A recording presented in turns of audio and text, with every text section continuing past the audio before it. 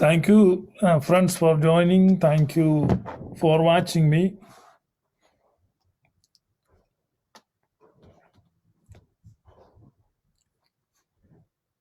ഈ ആഴ്ച ഏറ്റവും കൂടുതൽ ഇന്നലെയൊക്കെ ഇൻബോക്സിൽ കിട്ടിയ വീഡിയോ നമ്മുടെ ശ്രീമാൻ രാഹുൽ ഗാന്ധി വെങ്കായം കല്ലുപ്പ് ഒക്കെ ഇടുന്ന ഒരു വീഡിയോ ആയിരുന്നു. ഒരുപാട് പേര് അത് അയച്ചു തന്നു. Thank you for all friends sending me such videos. നല്ലതായിരുന്നു. ചായ ഉണ്ടാക്കിക്കൊണ്ടിരുന്ന മോദിജി പ്രധാനമന്ത്രിയായാലും ഇനി കുക്കിംഗ് ചെയ്യാത്തത് കൊണ്ട് ഉള്ള കുഴപ്പം വേണ്ട. നമ്മുടെ രാഹുൽ ഗാന്ധി ബിരിയാണിയിൽ പങ്കാളിയാകുകയാണ്, ആ വഴിക്ക് നീങ്ങുകയാണ്. അദ്ദേഹത്തിൻ്റെ രാഷ്ട്രീയ ഭാവിക്ക് നമുക്ക് ഭാവുകങ്ങളെ അർപ്പിക്കാം. ഏറ്റവും കൂടുതൽ ഗ്രൂപ്പുകളിൽ നമ്മുടെ ക്രിസ്ത്യൻ ഗ്രൂപ്പുകളിൽ, പ്രത്യേകിച്ച് ഓർത്തഡോക്സ് ഗ്രൂപ്പുകളിലൊക്കെ ചർച്ച വന്ന ഒരു വിഷയമാണ് ഓർത്തഡോക്സ് സഭയിലെ അഭിവന്യ ഗീവറീസ് മാർ യൂലിയോസ് മെത്രാപ്പൊലിത്തയും പിന്നെ കൊച്ചി ഭദ്രാസനത്തിന്റെ ഐറേനിയസ് തിരുമേനിയും രണ്ട് തിരുമേനിമാര് പാണക്കാട് പോയി എന്നുള്ള ഒരു വാർത്ത. അപ്പൊ അത് സാധാരണഗതിയിൽ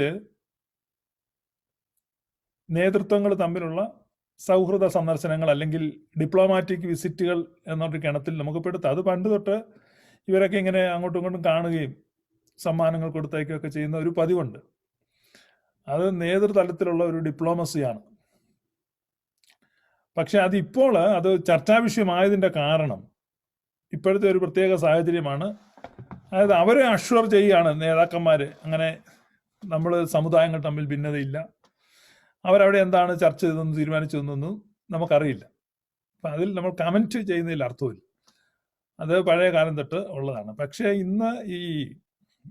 ഇന്നത്തെ ഒരു പ്രത്യേക സാഹചര്യത്തിൽ പ്രത്യേകിച്ച് കാസ പോലെയുള്ള സംഘടനകളൊക്കെ വളരെ ശക്തമായ രീതിയിൽ ബോധവൽക്കരണ പ്രവർത്തനങ്ങളും ഒക്കെ ആയിട്ട് നീങ്ങിക്കൊണ്ടിരിക്കുമ്പോൾ സോഷ്യൽ മീഡിയയിൽ അത്തരത്തിലുള്ള ഒരു വാർത്തയ്ക്ക് സ്വാഭാവികമായും സവിശേഷ ശ്രദ്ധ ആകർഷിക്കാൻ കഴിയും. അതാണ് സംഭവിച്ചത്. നമ്മളെ സംബന്ധിച്ച് ഞാൻ എല്ലായ്പ്പോഴും പറയാറുള്ളത് പോലെ ചരിത്രത്തിൽ നിന്ന് പാഠം ഉൾക്കൊള്ളുക,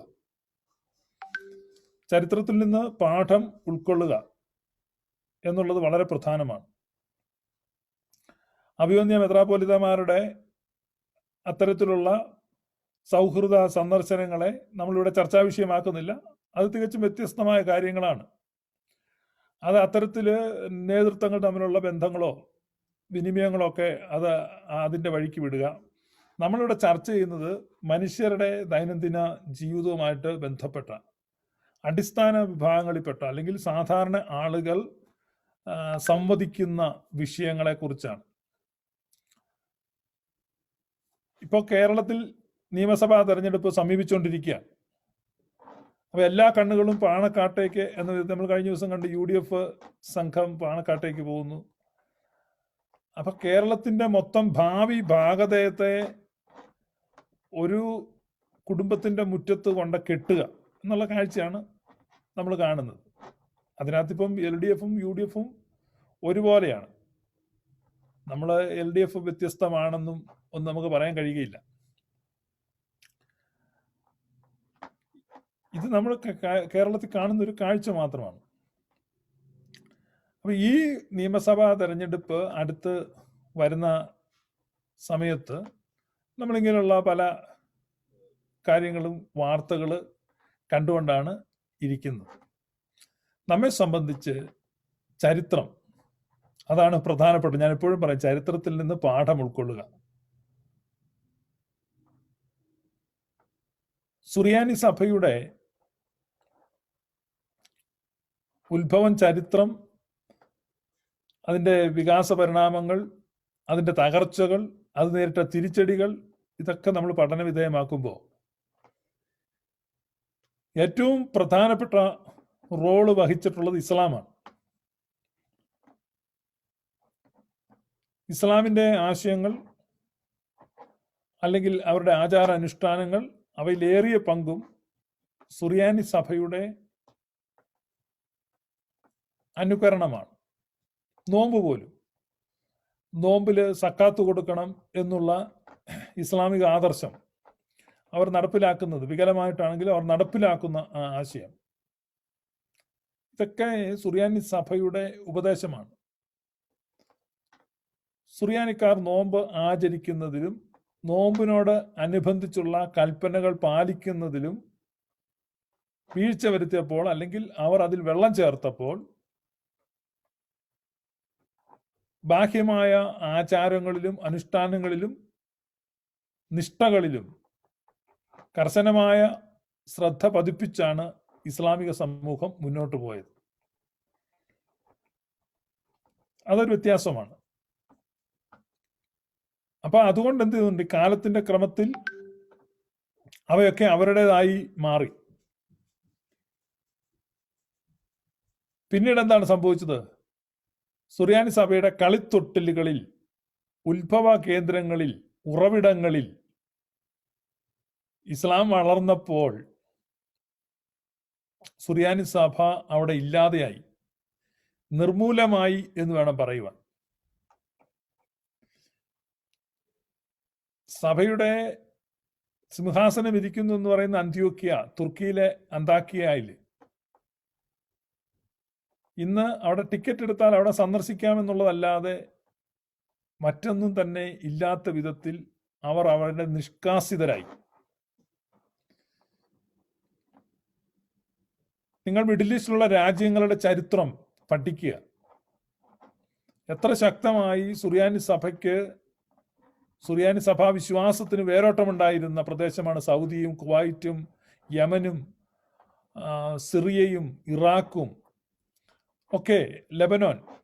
ഇന്നും ഭരണഘടനാ സംരക്ഷണം കൊണ്ട് മാത്രം ലെബനോനിലെ പ്രസിഡന്റ് ക്രിസ്ത്യാനി ആയിരിക്കണം എന്ന് ഭരണഘടന നിഷ്കർഷിക്കുന്നത് കൊണ്ട് മാത്രം അവിടെ ഒരു ക്രിസ്ത്യൻ പ്രാതിനിധ്യമുണ്ട്. പക്ഷെ അതിവേഗം ലെബനോനിലെ ക്രിസ്ത്യൻ ജനസംഖ്യ കുറഞ്ഞുകൊണ്ടിരിക്കുകയാണ്. അതിന് സാമൂഹികവും രാഷ്ട്രീയവും സാമ്പത്തികവുമായ കാരണങ്ങളുണ്ട്, മതപരമായ കാരണങ്ങളുണ്ട്. അപ്പൊ ഈ ഘടകങ്ങളൊക്കെ എങ്ങനെ ക്രിസ്ത്യൻ ജനസംഖ്യയുടെ ശോഷണത്തിലും ഹർത്താൽ ഇസ്ലാമിക അധിനിവേശത്തിലും കൊണ്ടുചെന്നെത്തിച്ചു എന്നുള്ളത് ചരിത്രത്തിൽ നിന്ന് പാഠം പഠിക്കേണ്ടതാണ്. ചരിത്രം പഠിച്ച് ഉണർവുള്ളവരായിട്ട്, സുബോധമുള്ളവരായിട്ട് ഇരിക്കുക. അത് മാത്രമാണ് നമ്മൾ ഇവിടെ ഓർമ്മിപ്പിക്കുന്നത്. ഒരു ബഹുസ്വര സമൂഹത്തിൽ വിവിധ മതങ്ങളും വിവിധ സഭകളും അല്ലെങ്കിൽ വിവിധ വിഭാഗങ്ങളിൽപ്പെട്ടവരും തമ്മിൽ സഹവസിക്കുന്നതിനെയോ സഹവർത്തിക്കുന്നതിനെയോ സഹകരിക്കുന്നതിനെയോ സന്ദർശിക്കുന്നതിനെയോ ആശയവിനിമയം നടത്തുന്നതിനെയോ ഒന്നുമല്ല നമ്മൾ വിമർശിക്കുന്നത്.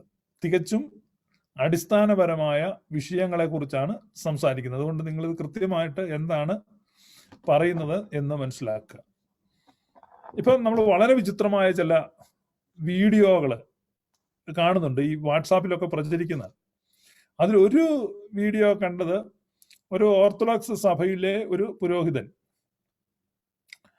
അദ്ദേഹം പറയുകയാണ്, എനിക്ക് അച്ഛൻ എന്ന് അറിയപ്പെടാനൊന്നും വലിയ താല്പര്യമില്ല, എനിക്കൊരു സഖാവെന്ന് അറിയപ്പെടാനാണ് ഇഷ്ടം. ഒരു കേൾവിയിൽ അത് അത്ര കുഴപ്പമുണ്ടെന്ന് തോന്നത്തില്ല. പക്ഷേ ഒരു അച്ഛൻ, അല്ലെങ്കിൽ അച്ഛൻ എന്ന വാക്ക് എന്തുകൊണ്ടാണ് വന്നത്? പിതാവെന്നാണ് അതിൻ്റെ അർത്ഥം.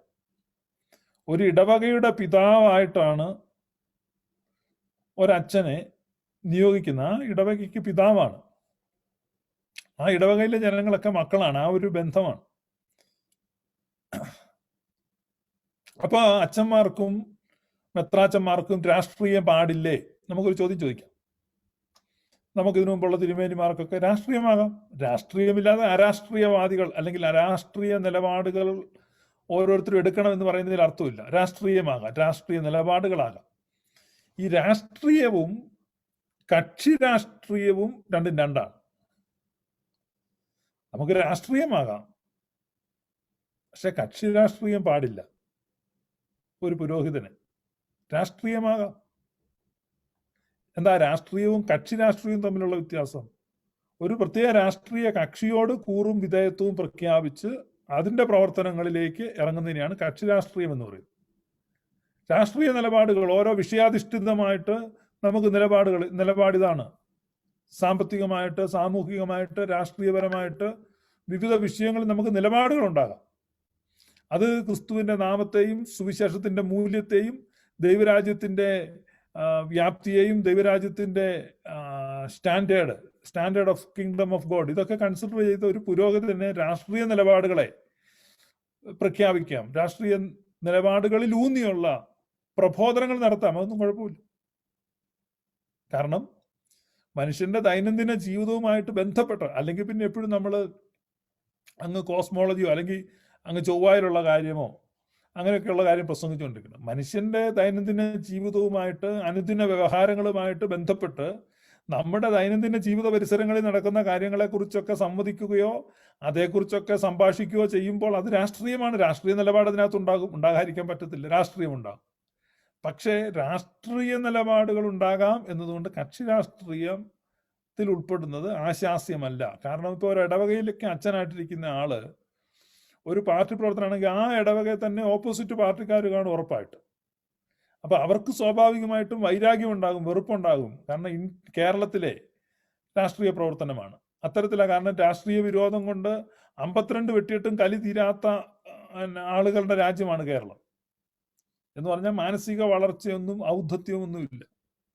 ഒരു കാലത്ത് അമേരിക്കൻ ജനാധിപത്യം വളരെ ഉത്കൃഷ്ടമാണെന്നൊക്കെ പലരും ഘോഷിച്ചിരുന്നു. എന്നാൽ കഴിഞ്ഞ ചില വർഷങ്ങളായിട്ട് അമേരിക്കയിലും തെരുവിലെ അക്രമമാണ് കാണുന്നത് രാഷ്ട്രീയവുമായിട്ട് ബന്ധപ്പെട്ട്. അപ്പൊ രാഷ്ട്രീയം മനുഷ്യനെ വെറുപ്പുള്ളവരും ഒക്കെ ആക്കി മാറ്റും. മൂല്യവത്തായിട്ടുള്ള ഉന്നതമായ ആദർശാധിഷ്ഠിതമായ ചിന്തകളോ വ്യവഹാരങ്ങളോ ഒന്നും അല്ല രാഷ്ട്രീയത്തിലുള്ളത്. അതുകൊണ്ട് കക്ഷി രാഷ്ട്രീയത്തിൽ ഇടപെടുമ്പോൾ ആളുകൾ തമ്മിൽ അകലും, ഭിന്നത ഉണ്ടാകും, ഒരുപക്ഷെ അക്രമം ഉണ്ടാകും. അപ്പൊ അങ്ങനെ വരുമ്പോൾ ഒരു ഇടവകയിലെ അച്ഛൻ ഇടവകയെ ഒരുമിച്ച് നിർത്തേണ്ട ആളാണ്, യുണൈറ്റ് ചെയ്ത് നിർത്തേണ്ട ആളാണ്, ഡിവൈഡ് ചെയ്യേണ്ട ആളല്ല, ഭിന്നിപ്പിക്കേണ്ട ആളല്ല. യുണൈറ്റിംഗ് ഫാക്ടറാണ്. ആ ഇടവകയിലെ ചെറിയാച്ചനും കറിയാച്ചനും തമ്മിൽ അടിയുണ്ടാക്കി കഴിഞ്ഞാൽ ഇടവക എന്താണെന്ന് ചോദിച്ചാൽ അതിന് നടുക്കിൽ നിൽക്കേണ്ട ആളാണ് അച്ഛൻ. അപ്പൊ അച്ഛനൊരു കക്ഷി രാഷ്ട്രീയത്തിന്റെ ആളായി മാറുന്നത് ഒരിക്കലും ശരിയല്ല. അത് വിലക്കേണ്ടതാണ്, അത് നിരുത്സാഹപ്പെടുത്തേണ്ടതാണ്. അങ്ങനെ അച്ഛന് രാഷ്ട്രീയ പ്രവർത്തനത്തിൽ പോകാൻ താല്പര്യമുണ്ടെങ്കിൽ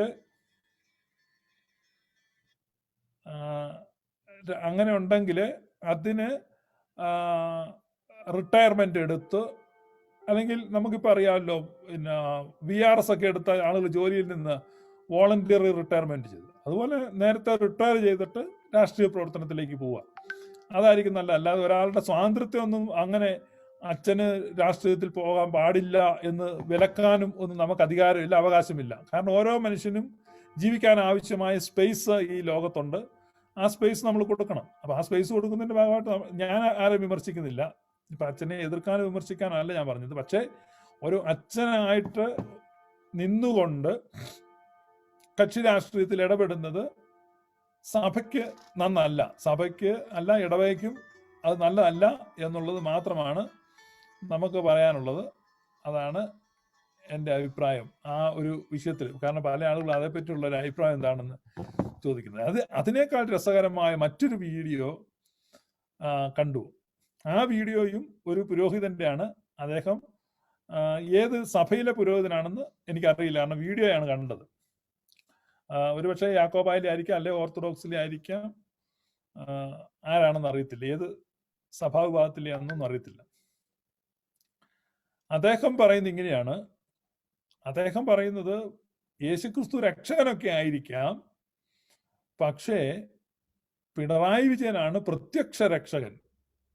ഈ പ്രത്യക്ഷ രക്ഷാ ദൈവസഭ എന്ന് പറഞ്ഞ് ഒരു സംഘടനയുണ്ട്. ഈ ഒരു പെന്തക്കോസ്ത് വിഭാഗത്തിൽ നിന്ന് പിന്നെ മാറി ഉണ്ടായിട്ടുള്ള ഒരു സംഘടനയാണ്. പൊയ്കയിൽ യോഹന്നാൻ എന്നൊക്കെ പറഞ്ഞ് നിങ്ങൾക്ക് ഒരുപക്ഷെ അറിയായിരിക്കും. PRDS എന്ന് പറയും, പ്രത്യക്ഷ രക്ഷ ദൈവസഭ എന്ന് പറഞ്ഞാൽ കർത്താവ് പിന്നെ വന്ന് രക്ഷിക്കും എന്ന് പറഞ്ഞാലൊന്നും കാര്യമില്ല, ഇപ്പോഴത്തെ രക്ഷ. അപ്പൊ അതുപോലെ ഒരു പ്രത്യക്ഷ രക്ഷ ആശയത്തിൽ ഒരു അച്ഛന്റെ വീഡിയോ ഞാൻ കണ്ടു.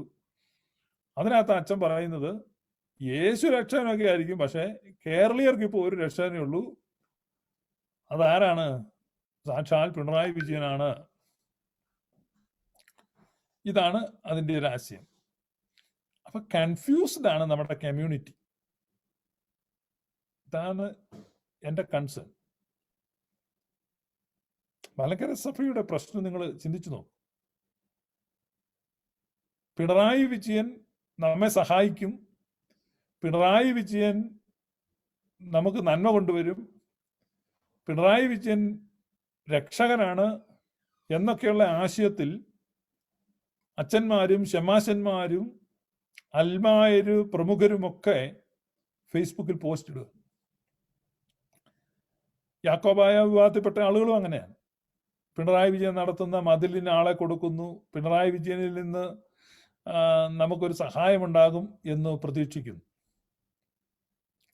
അപ്പൊ അന്ധമായി അല്ലെങ്കിൽ അമിതമായി രാഷ്ട്രീയ കക്ഷികളിൽ ആശ്രയിക്കുന്നു, രാഷ്ട്രീയ പാർട്ടികളുടെ ഓരം ചാരി നടക്കാൻ താല്പര്യപ്പെടുന്നു.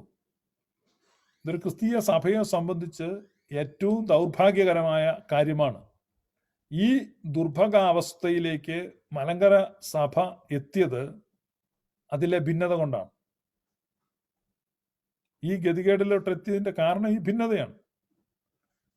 അപ്പൊ അതുകൊണ്ടാണ് ഞങ്ങൾ കുറെ പേര് നിരന്തരമായിട്ട് നിങ്ങൾ ഈ ഭിന്നത അവസാനിപ്പിക്കണം എന്ന് ആവശ്യപ്പെട്ടുകൊണ്ടിരിക്കുന്നത്.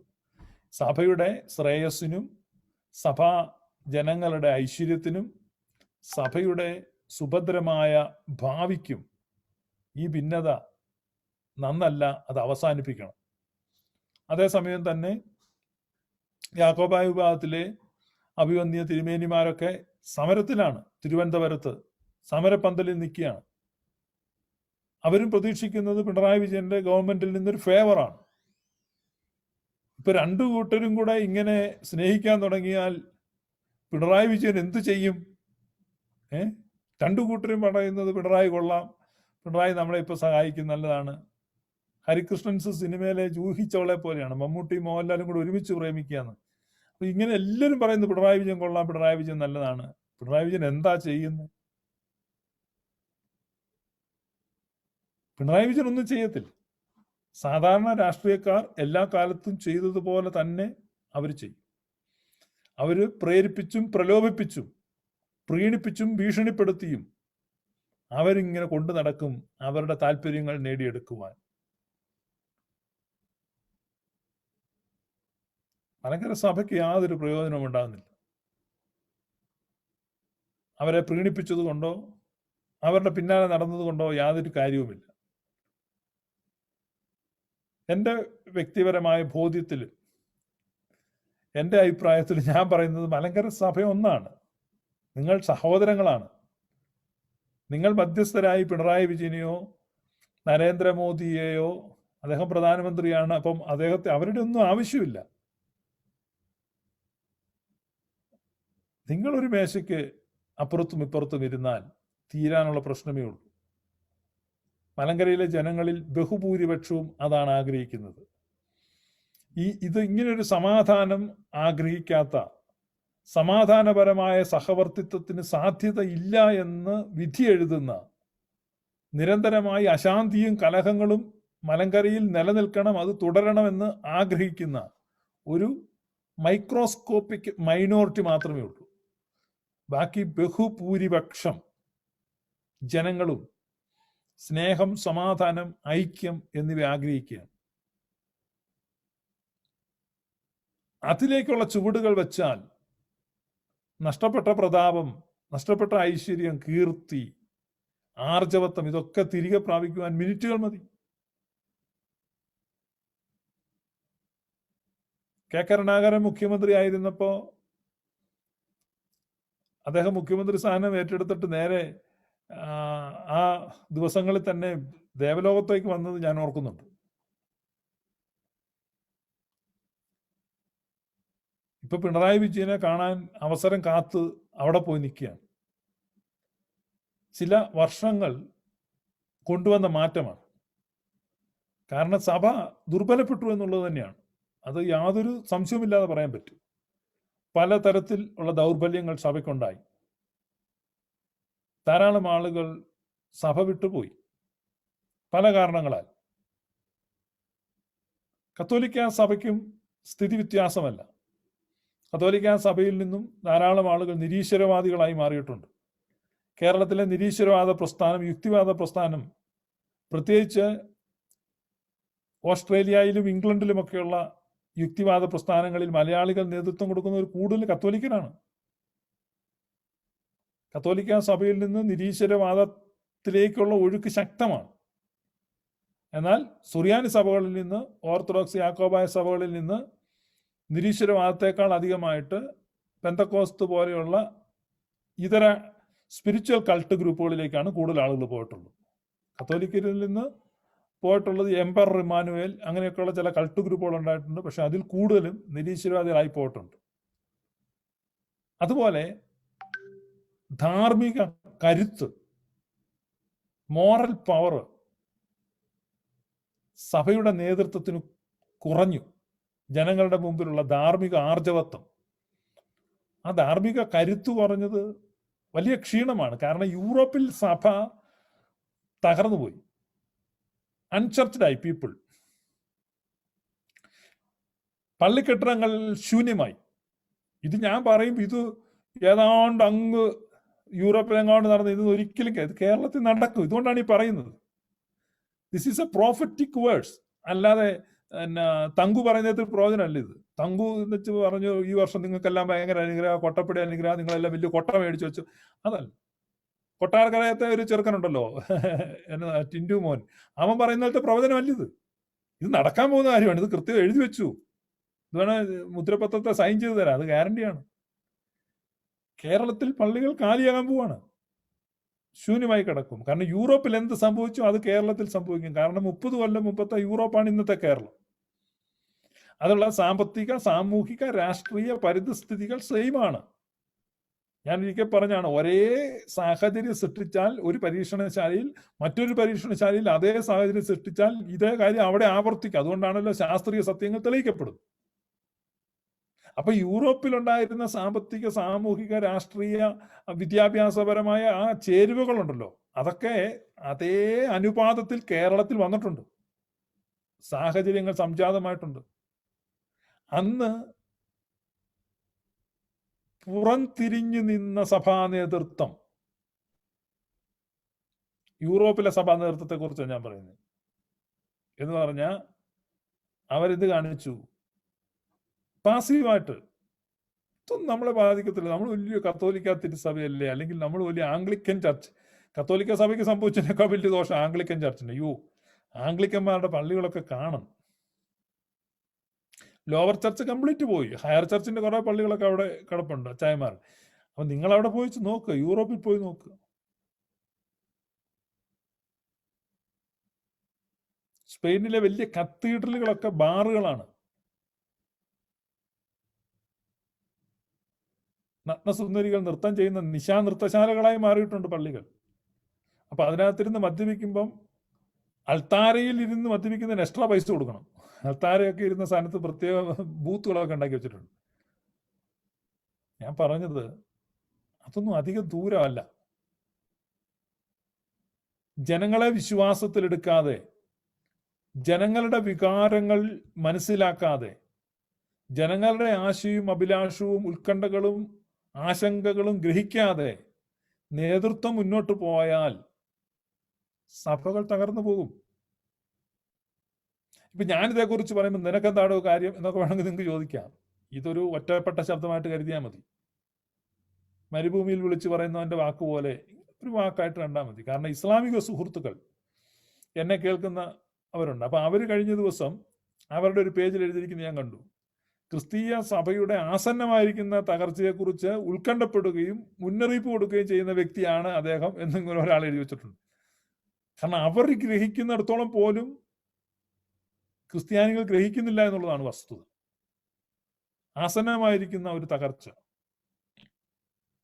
ക്രിസ്തീയ സഭയ്ക്ക് കേരളത്തിൽ. ഇതിൽ നിന്ന് രക്ഷപ്പെടാൻ വിശ്വാസികളുടെ വികാരങ്ങളെ ഉൾക്കൊള്ളുന്ന, അവരോട് സമരസപ്പെടുന്ന വിശ്വാസികളും നേതൃത്വവും ഇനി രണ്ടല്ല, അത് ഉടലും ശിരസും ഒരുപോലെ ചിന്തിച്ച് മുന്നോട്ട് പോകുന്ന വിധത്തിൽ വിശ്വാസികളുടെ ഇപ്പം നമ്മൾ പൾസ് അറിയണം എന്നത്. ഇപ്പൊ കോൺഗ്രസ് എന്ന് പറഞ്ഞ പാർട്ടിക്ക് അല്ലെങ്കിൽ ആ ഗ്രൂപ്പിന് പറ്റിയത് അതാണല്ലോ. ജനങ്ങളുടെ ഹിതമൊന്നും അറിയാതെ അവർ തീരുമാനങ്ങൾ എടുത്ത് മുന്നോട്ട് പോയി തകർച്ചയിലായി. ഇപ്പൊ മലങ്കര സഭയെ സംബന്ധിച്ച് മലങ്കര സഭയിലെ ബഹുഭൂരിപക്ഷം ആളുകളും ഐക്യവും സ്നേഹവും സമാധാനവും ആഗ്രഹിക്കുമ്പോൾ ഇത് ഇത്തരത്തിലുള്ള ഭിന്നതയുമായിട്ട് മുന്നോട്ട് പോയാൽ, ഇപ്പൊ തന്നെ നമ്മൾ പള്ളികൾ പിടിച്ചെടുക്കുക, അതിപ്പോ തുടർച്ചയായിട്ട് ഇപ്പൊ പിണറായി വിജയൻ യാക്കോബായക്കാർ എന്തെല്ലാം സപ്പോർട്ട് ചെയ്താൽ 56 പള്ളി പിടിച്ചെടുത്തു കഴിഞ്ഞു. അതിപ്പോ ഞാനിപ്പോ എന്നാ ചെയ്യാനോ, കോടതി പറഞ്ഞാൽ അത് ശരിയല്ലേ? തുടർച്ചയായിട്ട് വീണ്ടും അദ്ദേഹത്തിനാണ് കേരളത്തിന്റെ ഭരണം കിട്ടുന്നതെങ്കിൽ പള്ളി പിടിക്കുന്നത് ദ്രുതഗതിയിലാകും. 400 പള്ളികളും കൂടെ വളരെ വേഗം പിടിച്ചെടുക്കുമെന്നുള്ളത് തന്നെയാണ് സംഭവം. അല്ല നിങ്ങൾ പ്രതീക്ഷിക്കുന്ന മറ്റൊന്നും സംഭവിക്കാനൊന്നുമില്ല. പിണറായി വിജയനെ പ്രതീക്ഷിച്ചിരുന്നിട്ട് കാര്യമില്ല, ഒന്നും സംഭവിക്കില്ല. പക്ഷേ ഓരോ പള്ളികളും പിടിച്ചെടുക്കുമ്പോൾ യാക്കോബായ വിഭാഗത്തിൽപ്പെട്ട 10,000-കണക്കിന് ആളുകളെ നിതാന്ത ശത്രുക്കളാക്കി മാറ്റുകയാണ്. ഓർത്തഡോക്സ് വിഭാഗത്തിൽപ്പെട്ട ആളുകളോടുള്ള വെറുപ്പും വിരോധവും അവരിൽ കുത്തിവെക്കുക. അപ്പൊ ഒരേ സഭയാന്ന് ഓർക്കണം. ആ ഒരേ സഭയെ എങ്ങനെ ഭിന്നിപ്പിക്കാം? നിത്യം നിലനിൽക്കുന്ന ശത്രുതയെ ഉളവാക്കുകയാണ്. അതൊരു ക്രിസ്തീയ സമീപനമല്ല. അപ്പൊ എങ്ങനെ ക്രിസ്തീയമായി ഇതിനെ പരിഹരിക്കാം? എങ്ങനെ ക്രിസ്തീയമായി ഇതിന് ശാശ്വതമായ സമാധാനം ഉണ്ടാക്കാം? അതിനെക്കുറിച്ചുള്ള ഗൗരവതരമായ ചർച്ചകളിൽ ഇപ്പൊ ഞാൻ ഈ ഏറെക്കുറെ ഇരുവിഭാഗത്തിലും പെട്ടിട്ടുള്ള മെത്രാപ്പൊലിത്തന്മാരെ, തിരുമേനിമാരെ ഒക്കെ സൂക്ഷ്മമായി നിരീക്ഷിച്ചിട്ടുണ്ട്. ഓരോരുത്തർക്കും വ്യത്യസ്തമായ കഴിവുകളാണ്, പൊട്ടൻഷ്യലാണുള്ളത്. പക്ഷെ എല്ലാവരും തന്നെ സഭയ്ക്ക് വലിയ അനുഗ്രഹമാണ്. വളരെ കഴിവുള്ളവരും നല്ല ശേഷിയുള്ള നേതൃത്വമാണ്. എനിക്ക് അവരെ സംബന്ധിച്ച് വളരെ സന്തോഷവും അഭിമാനവും ഉണ്ട്. അപ്പൊ ഇതിനകത്ത് ആരും അങ്ങനെ കഴിവ് കുറഞ്ഞവരൊന്നുമില്ല. ഇപ്പൊ അവർക്ക് അങ്ങനെ പുറത്തു നിന്നുള്ളവരുടെ ഒരു സഹായത്തിന്റെ ആവശ്യമുണ്ടെന്ന് എനിക്ക് തോന്നുന്നില്ല. അപ്പൊ ഇത്രയും കഴിവുള്ള ഈ നേതൃത്വം നിങ്ങൾ ഒരുമിച്ച് ചിന്തിച്ചാൽ ഈ ജനങ്ങളെ ഈ ദുർഘടമായ കാലഘട്ടത്തിലൂടെ അവരെ യാനം ചെയ്യിച്ച് സുരക്ഷിതമായ ശോഭനമായ ഒരു ഭാവി തീരത്തെത്തിക്കുവാനുള്ള കാലഘട്ടത്തിന്റെ നിയോഗം നിങ്ങൾക്കാ നൽകിയിരിക്കുന്നു. ഞാനിത് വീണ്ടും പറയണം, ഞാൻ പറഞ്ഞിട്ടല്ലോ, ഇതൊരു പ്രോഫറ്റിക് വോയിസ് ആണ്. മലങ്കര സഭയിലെ ഇരുവിഭാഗത്തിലും പെട്ട നേതൃത്വം മനസ്സിലാക്കേണ്ടത് ഇത് ഒരു സന്ധിയാണ്, ചരിത്ര സന്ധിയാണ്. ഈ ചരിത്രത്തിൽ ഇത്തരത്തിലുള്ള കാലഘട്ടങ്ങൾ അപൂർവമായിട്ടാണ് വരുന്നത്. ഇതൊരു ചരിത്ര സന്ധിയാണ് മലങ്കര സഭയെ സംബന്ധിച്ച്. കാരണം വളരെ ആസുര ശക്തികൾ ക്രിസ്ത്യാനിറ്റിയെ ഇല്ലാണ്ടാക്കുവാൻ, പ്രത്യേകിച്ച് മലങ്കരയിൽ. അപ്പൊ ഇതൊരു യക്ഷിക്കഥയോ അല്ലെങ്കിൽ ഒരു ഫാൻസി സ്റ്റോറിയോ അങ്ങനെയൊന്നും അല്ലിത്. ഇതൊരു റിയാലിറ്റിയാണ് നമ്മൾ അഭിമുഖീകരിക്കുന്ന. എത്ര എത്ര ഉദാഹരണങ്ങൾ വേണം ചരിത്രത്തിൽ നിന്ന്. ഞാൻ എപ്പോഴും പറയുന്ന പോലെ ചരിത്രം ആവർത്തിക്കാനുള്ളതാണ്, അത് ആവർത്തിച്ചിരിക്കും. അപ്പൊ ചരിത്രത്തിൽ നിന്ന് പാഠം ഉൾക്കൊള്ളുക എന്ന് പറഞ്ഞാൽ ചരിത്രത്തിന്റെ വിപരീതാനുഭവങ്ങളെ ആവർത്തിക്കാൻ അനുവദിക്കാതെ മുൻകരുതൽ എടുക്കാനാണ് ചരിത്രത്തിൽ നിന്ന് പാഠം ഉൾക്കൊള്ളുന്നത്. അപ്പൊ ഈ ചരിത്ര സന്ധിയിൽ സഭയെ നയിക്കുവാനുള്ള കനത്ത ഉത്തരവാദിത്വം കാലം നിങ്ങളുടെ ചുമലിൽ തന്നിരിക്കുമ്പോൾ നിങ്ങളാണ് ഈ സഭയെ, ഈ സഭാ നൗകയെ മുങ്ങിപ്പോകാതെ, ഉടഞ്ഞു പോകാതെ ഈ കൊടുങ്കാറ്റും ഈ തിരമാലയും അതിജീവിച്ച് ആ സുരക്ഷിത തീരത്തെത്തിക്കുവാനുള്ള ചരിത്രപരമായ ദൗത്യം നിങ്ങളിൽ നിക്ഷിപ്തമായിരിക്കുകയാണ്. അത് നിങ്ങൾ നിറവേറ്റണം. അപ്പൊ അതിന് വേറെ ആരെ റീപ്ലേസ് ചെയ്യാനൊന്നും പറ്റത്തില്ല. ഇപ്പൊ ചില ആളുകൾ ഈ ഫേസ്ബുക്കിൽ എഴുതാറുണ്ട്, ചുവന്ന കുപ്പായക്കാർ എന്നൊക്കെ പറഞ്ഞ് തിരുമേനിമാരുടെ കുറ്റമൊക്കെ. അതിനകത്ത് ഒരർത്ഥവുമില്ല. കാരണം നേതൃത്വത്തെ കൂടാതെ, അല്ലെങ്കിൽ ഈ എപ്പിസ്കോപ്പൽ ലീഡർഷിപ്പാണ് ഈ സഭയെ നയിക്കേണ്ടത്. അവർക്ക് മാത്രമേ ഇതിനെ സമാധാനപരമായിട്ട് നയിക്കാൻ കഴിയുകയുള്ളൂ. അല്ലാതെ ഒരു ലേറ്റീവ് ലീഡർഷിപ്പ് അതിനൊരിക്കലും ഓൾട്ടർനേറ്റ് ആകത്തില്ല, അതിനൊരിക്കലും വിജയിക്കാനും കഴിയത്തില്ല. കുറച്ച് ഫേസ്ബുക്ക് പോസ്റ്റുകളൊക്കെ ഇടാമെന്നേ ഉള്ളൂ. അതുകൊണ്ട് ഈ നിയോഗം നിർവഹിക്കേണ്ടത് നിങ്ങളാണ്. അത് സഭയിലെ ആളുകൾ പ്രതീക്ഷിക്കുകയാണ്. കഴിഞ്ഞ വർഷത്തെ വലിയ നോയമ്പ് തുടങ്ങുമ്പോഴും ഇതേ സാഹചര്യമായിരുന്നു. വർഷം ഒന്ന് കഴിഞ്ഞു, കൊറോണ എന്ന മഹാമാരി ലോകത്ത് ഒന്നാം വട്ട പര്യടനം അവസാനിപ്പിച്ച് കൂടുതൽ രൗദ്രഭാവം പൂണ്ട രണ്ടാം വട്ട പര്യടനത്തിന് ഇംഗ്ലണ്ടിൽ നിന്ന് കച്ചകെട്ടി തയ്യാറെടുത്ത് തുടങ്ങിയിരിക്കുകയാണ്. 8 ലക്ഷത്തോളം ആളുകളെ വധിച്ചുകൊണ്ട് കൊറോണയുടെ യാത്ര തുടരുകയാണ്. ഈ ഒരു വർഷം കഴിഞ്ഞിട്ടും ഒരു പരിഹാരം കണ്ടെത്തുവാൻ കഴിയാതെ വീണ്ടും അതേ സ്ഥിതി നിലനിൽക്കുമ്പോൾ വീണ്ടും സഭ ഒരു നോയമ്പ് കാലത്തിലൂടെ പ്രവേശിക്കാൻ പോവാണ്. ഇത് വളരെ ഒരു ദുർവിധിയാണ്. ഉണരുവാൻ, ചിന്തിക്കുവാൻ ഒക്കെയുള്ള സമയമാണിത്. എന്നെ സംബന്ധിച്ച് എൻ്റെ ബോധ്യത്തിൽ, എൻ്റെ അന്വേഷണത്തിൽ ഞാൻ മനസ്സിലാക്കിയത്, ഒറ്റപ്പെട്ട ശബ്ദങ്ങളുണ്ട്, ഒരു കാരണവശാലും ഒരു തരത്തിലുള്ള യോജിപ്പും ഐക്യവും പാടില്ല എന്നൊക്കെ പറയുന്ന വളരെ ശക്തമായ വോയിസ് ക്ലിപ്പ് ഇന്ന് എനിക്ക് ഒരാൾ അയച്ചു തന്നു. അതൊക്കെ വികാരപരമായിട്ട് ചിന്തിക്കുന്നതാണ്, ഒട്ടും വിവേകപരമായിട്ടല്ല ചിന്തിക്കുന്നത്. വളരെ ആവേശകരമായിട്ട്, വളരെ വൈകാരികമായിട്ട്, വളരെ എക്സ്ട്രീമിസ്റ്റ് ആയിട്ടൊക്കെ ഉള്ള ആളുകളുണ്ട്. അതെല്ലാം ഞാൻ പറഞ്ഞ മൈക്രോസ്കോപ്പിക് മൈനോറിറ്റിയാണ്. യാഥാർത്ഥ്യങ്ങളെ കണക്കിലെടുക്കുമ്പോൾ, ചരിത്രത്തെ പഠിക്കുമ്പോൾ, ഐക്യപ്പെടുവാൻ, സമാധാനത്തിൽ എത്തിച്ചേരുവാൻ, സമാധാനപരമായ സഹവർത്തിത്വം, സഹകരണം, ഐക്യം, അത് സഭകൾ തമ്മിൽ ഉണ്ടാകുവാൻ ഒക്കെയാണ് നമ്മൾ ആഗ്രഹിക്കേണ്ടത്. അതാണ് ബുദ്ധിയുള്ള നേതൃത്വം ചെയ്യുന്നത്. അപ്പൊ ആ ബുദ്ധി ദൈവത്തിന്റെ കൃപയാൽ നമ്മുടെ നേതൃത്വത്തിന് ഉണ്ടാകാൻ നമ്മൾ പ്രാർത്ഥിക്കാം. കാരണം ഇതിനകത്ത് സമാധാനം ഉണ്ടാകാൻ പറ്റാത്ത വിധത്തിലുള്ള യാതൊരു ഘടകങ്ങളും ഇല്ല എന്നുള്ളതാണ്. ജനങ്ങളെ സ്നേഹിക്കുക, ജനങ്ങളുടെ ഭാവിയെക്കുറിച്ച് ചിന്തിക്കുക. ജനങ്ങൾ ഉത്കണ്ഠാകുലരാണ്. എല്ലാ തരത്തിലും അശാന്തിയുടെ ദിവസങ്ങളിലൂടെയാണ് കടന്നു പോകുന്നത്. ഒരു സ്ഥലത്തു നിന്നും ആളുകൾക്ക് പ്രതീക്ഷ നൽകുന്ന ഒരു വാർത്തകളും വരുന്നില്ല. എല്ലാം പ്രയാസങ്ങളും പ്രശ്നങ്ങളും തന്നെയാണ്. ഇത് ചില ഗ്രൂപ്പുകൾ ഉണ്ടാക്കിയെടുക്കുന്ന ചില കെട്ടിച്ചമച്ച വാക്കുകളോ വാർത്തകളൊന്നുമല്ല. കേരളത്തിൽ ക്രിസ്ത്യാനിറ്റി അപകടത്തിലാണ്, പ്രതിസന്ധിയിലാണ് എന്നുള്ളതാണ് യാഥാർത്ഥ്യം. അത് ആരില്ല എന്ന് പറഞ്ഞാലും അതില്ലാതാകുന്നില്ല, അതൊരു യാഥാർത്ഥ്യം മാത്രമായി നിലനിൽക്കുകയാണ്. എന്നെ കേട്ട നിങ്ങൾക്ക് എല്ലാവർക്കും നന്ദി. അപ്പോൾ ഈ വിവാദങ്ങൾ, നമ്മൾ ഈ പറഞ്ഞ പോലെ വിവാദങ്ങളുടെ ആവശ്യമില്ല, യാഥാർത്ഥ്യങ്ങളിലേക്ക് കൺ തുറക്കുക, യാഥാർത്ഥ്യങ്ങളെ ഉൾക്കൊള്ളുക.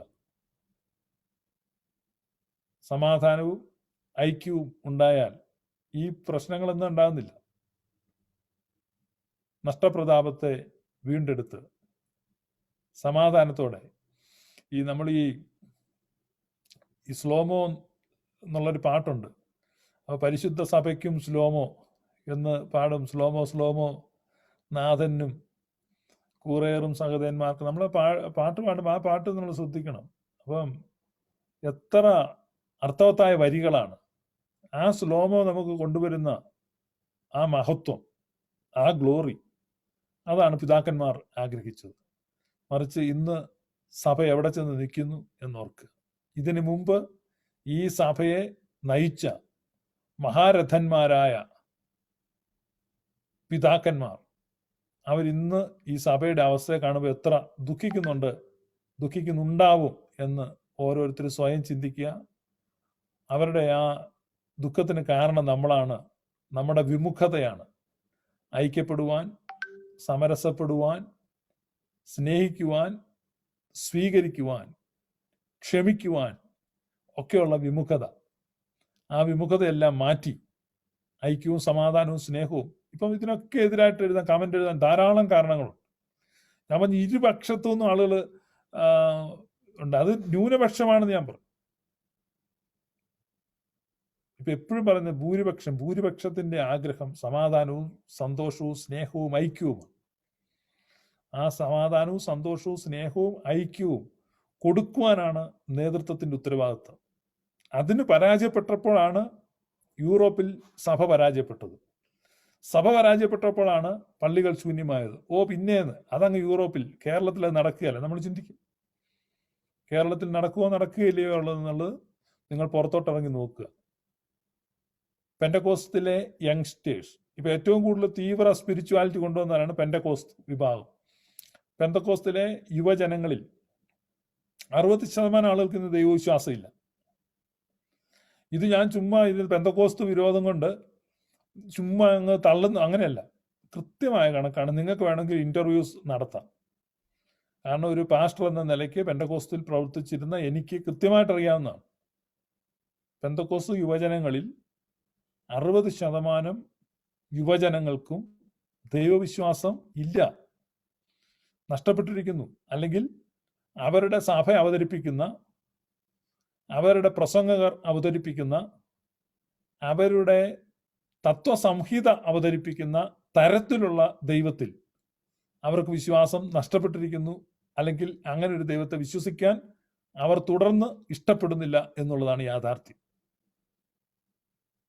ഓർത്തഡോക്സ് യാക്കോബായ അല്ലെങ്കിൽ സുറിയാനി സഭയിലെ യുവജനങ്ങൾ അത്തരത്തിലേക്ക് പോയിട്ടില്ല.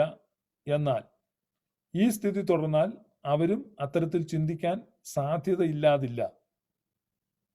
അതുകൊണ്ട് നമ്മുടെ മൗലികമായ വിശ്വാസാചാര അനുഷ്ഠാനങ്ങളിൽ ഊന്നൽ നൽകിക്കൊണ്ട് തന്നെ സാർവത്രികമായ ക്രിസ്തീയ ദർശനത്തെയും സ്നേഹത്തെയും സമാധാനത്തെയും സ്വാംശീകരിച്ചുകൊണ്ട് ജാജ്വല്യമാനമായ ഒരു ഭാവി കാലത്തെ വരും തലമുറയ്ക്ക് വാഗ്ദാനം ചെയ്യുവാൻ കഴിവുള്ള പദ്ധതികളുമായി, പ്രവർത്തനങ്ങളുമായി, നയസമീപനങ്ങളുമായി, ദിശാബോധമുള്ള ഒരു നേതൃത്വമായി മുന്നോട്ട് കുതിക്കുവാൻ ഇരുവിഭാഗം നേതൃത്വത്തിനും കഴിയട്ടെ എന്ന് ഞാൻ ആശംസിക്കുന്നു. നമ്മൾ നോയമ്പിൻ്റെ ദിവസങ്ങളോട് അടുത്തു വരികയാണ്. വാങ്ങിപ്പോയ പിതാക്കന്മാരെ അനുസ്മരിക്കുന്നു, വാങ്ങിപ്പോയ പട്ടക്കാരെ അനുസ്മരിക്കുന്നു, വാങ്ങിപ്പോയ വിശ്വാസികളെ അനുസ്മരിക്കുന്നു. തുടർന്ന് പരിശുദ്ധ നോയമ്പിലേക്ക് പ്രവേശിക്കുന്നു. ഈ നോമ്പുകാലം വിശുദ്ധീകരണത്തിൻ്റെയും തിരിച്ചറിവിൻ്റെയും ക്ഷമയുടെയും ഒക്കെ ഒരു കാലമായി മാറുവാൻ നമുക്ക് ആഗ്രഹിക്കാം. പരിശുദ്ധ സഭയിൽ ശ്ലോമോ വാഴുവാൻ നമുക്ക് പ്രാർത്ഥിക്കാം. എല്ലാ മുറിവേറ്റ ഹൃദയങ്ങൾക്കും സർവശക്തനായ ദൈവം തമ്പുരാന്റെ ആശ്വാസത്തിൻ്റെ തൈലങ്ങൾ, ഗിലെയാദിലെ സുഗന്ധ തൈലം, അതിന് സൗഖ്യമാക്കാൻ കഴിയാത്ത മുറിവുകളെ സൗഖ്യമാക്കുന്ന യേശു തമ്പുരാന്റെ സ്നേഹത്തിൻ്റെ, പരിശുദ്ധ റൂഹായുടെ സ്നേഹത്തിൻ്റെ തൈലം ആ മുറിവുകളെ സുഖപ്പെടുത്തട്ടെ എന്ന് നമുക്ക് പ്രാർത്ഥിക്കാം. ആയത് ദൈവമാതാവായ പരിശുദ്ധ കന്യകാമറിയത്തിൻ്റെയും എല്ലാ ശുദ്ധിമാന്മാരുടെയും ശുദ്ധിമതികളുടെയും പ്രാർത്ഥനകളാൽ തന്നെ. ആമേൻ.